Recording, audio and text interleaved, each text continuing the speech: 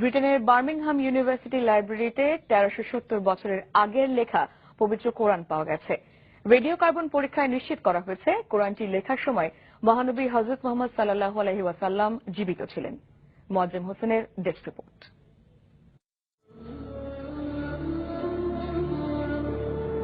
Muslims believe the Quran to be the word of God as dictated to the Prophet Muhammad.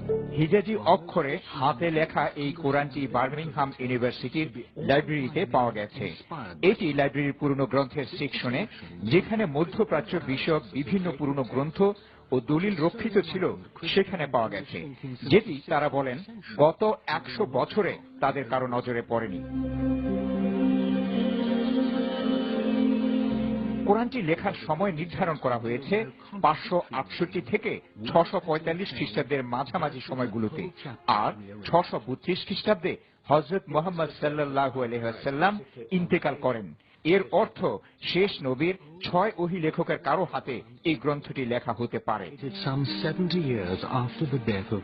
Radio carbon পরীক্ষাটি সম্পন্ন হয়েছে Oxford university radio carbon accelerator ইউনিটে। Comparisons between them and the standard Cairo text in use today are startling. এই কোরআন খলিফা উসমান রাদিয়াল্লাহু আনহু এর সময়ে ব্রিটেনে পৌঁছতে পারে বলে ধারণা করছেন বিশেষজ্ঞরা।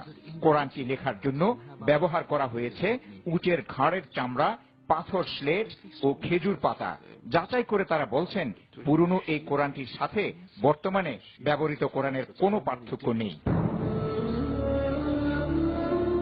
ইসলামের প্রথম যুগে লেখা এই কোরআন পাওয়ায় উচ্ছ্বাস ও গর্ব প্রকাশ করেছেন বিশ্ববিদ্যালয় কর্মকর্তারা। সর্বসাধারণের দেখার জন্য শিগগিরই কোরআনটি নিয়ে একটি প্রদর্শনীর ব্যবস্থা করবেন বলে জানান তারা। Inspired by God. Muazzem Hossain, NTV international desk.